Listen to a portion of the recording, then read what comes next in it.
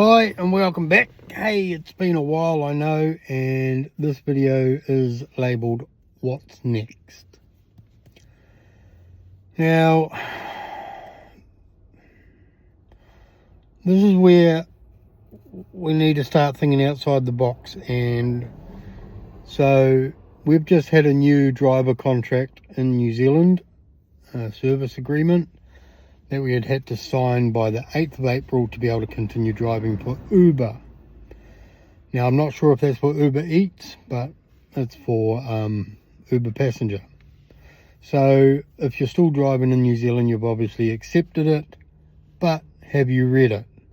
Now, I've accepted it, obviously, because I'm still driving, but some really key points that you've got to take away from this, and this will roll into the what next.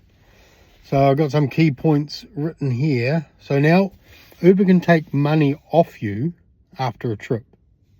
So let's say a rider complains, Uber can then refund that and take it back off you well after the trip's finished.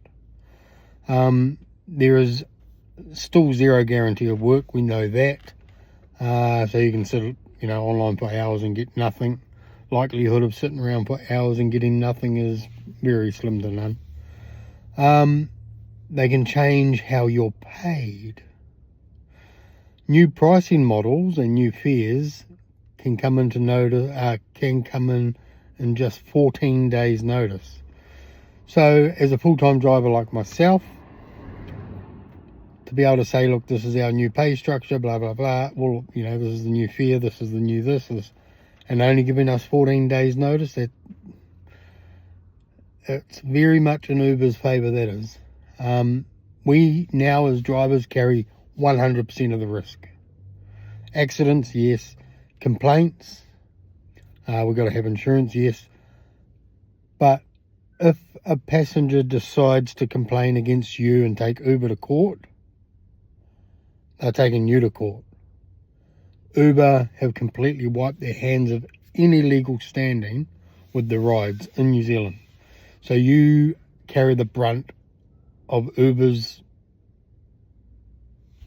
whatever Uber is, you carry that on your shoulders as a driver, which I think is completely disgusting in a way that Uber's not standing by themselves, they're leaning on us. So if you've got insurance, which you'll have to have insurance, better make sure that you've got good public liability insurance.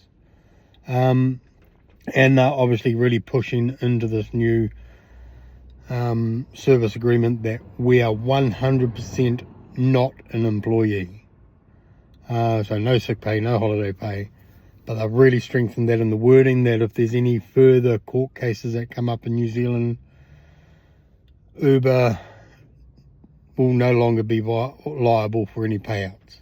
I do believe that they paid a few drivers out 50k or I don't know. I can't remember exactly, but that's their court case. And so Uber have really put all the onus on the driver, and the driver have zero control. So we have 100% risk and zero control. Now the big factor of the what next is fuel price, obviously around the world globally, is going up. It started to trickle back down a little bit here in New Zealand, but we're still about 80 cents a litre more than what we were a couple of months ago. There was a time there that we were $1 more per litre. I messaged Uber and basically got, yeah, we understand your frustration. So Uber's not adjusting their fares to compensate the rise fuel cost. So I drive a Toyota Aqua. My average fuel bill was going up basically $70 a week. That's basically almost another tank of fuel a week, earning the same money. So I've had to absorb that. Uber continue to say that they understand my frustration, but they're not coming up with solutions. Nor do they want to, I guess. So what next? So Uber me driving for Uber now pays my bills. In the background, and it's been going for the last few weeks, I've been pushing hard. That's why I haven't had time to do any videos really. I've got a little food trailer that we've had for a couple of years, and that we've operated for a market here in New Plymouth. And we've only operated at one market, and that's it. Weather permitting, of course. So that was our little sideline. Doesn't make a heap of money. Couldn't retire on it. Me and my two older girls, we do that. And so now I've decided, right, let's hit this full swing. So we've gone through the process of getting council approval to be able to operate it from our house. Now I've just gone through the process of signing up as a partner with Deliver Easy. As you know, I used to drive for Deliver Easy. Now, they're a grassroots company. They started from basically a shed in Wellington, worked there 9 to 5, then delivered food after hours, and they built it from that. So they built something, a New Zealand-wide basically delivery service from scratch. They're New Zealand owned. So that's why we've gone with them exclusively. I've signed up. We're just waiting for all the hardware to be able to turn up so that we can go live. So that's the what next. Uber will now be my... See, I enjoy doing this. I enjoy driving people around. I enjoy meeting so many different people.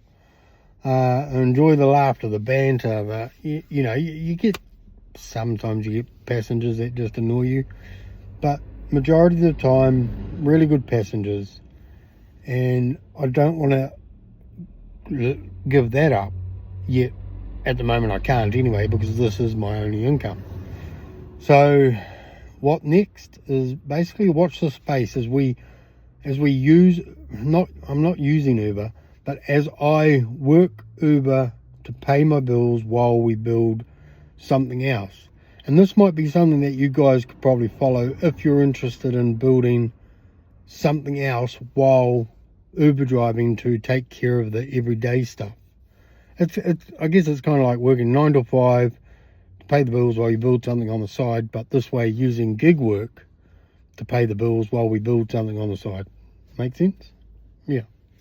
And we'll slowly go, Uber's here for my income and the trailer's here, and we'll slowly hopefully have it doing this, right? And so then the trailer's basically supporting everything, and then Uber just becomes because I want to, not because I have to. Even though I want to now and I have to now, but we'll just have it as a I want to. But yeah, so that's what's next. It's a shame that Uber are basically crapping on New Zealand drivers. I'm not sure about the rest of the world, whether they've had some new service agreements come up or whatever, but definitely making it very hard on us drivers here in New Zealand, particularly without touching the fare rates that we have no control over, and we have to drive. We need petrol to drive. Okay, the electric vehicles, yeah, sure, they don't need petrol, but if they're charging, you know, at a charge station, that's probably gone up. And I see Uber's press release back when the fuel started rising was, our aim is to be 100% electric. So is that why they're not touching the fares, is to push us drivers into an electric vehicle? I don't know. Who would understand their thinking? It's like trying to work out the algorithm. The moment you start understanding it, the algorithm changes. But hey, there we go. I've got a trip. So that's the end of the video. So if you want to watch me, head to your pickup at 48 Carrington Street. Use Uber to help me build an empire. No, it's not an empire, but to help me build. I don't even know where I'm going. Help me build my other business. Well, yeah, make sure you subscribe and follow me along, because hopefully we can make something great. Turn left on Lyndon Street, then turn right on Pendle Street. And we can teach others how we could use Uber as a stepping stone. They're using us, so why don't we take advantage and use them? Turn right on Pendale Rightio, Street. till then next turn time, left on stay Carrington safe. Street. If you're driving, be careful out there and be busy.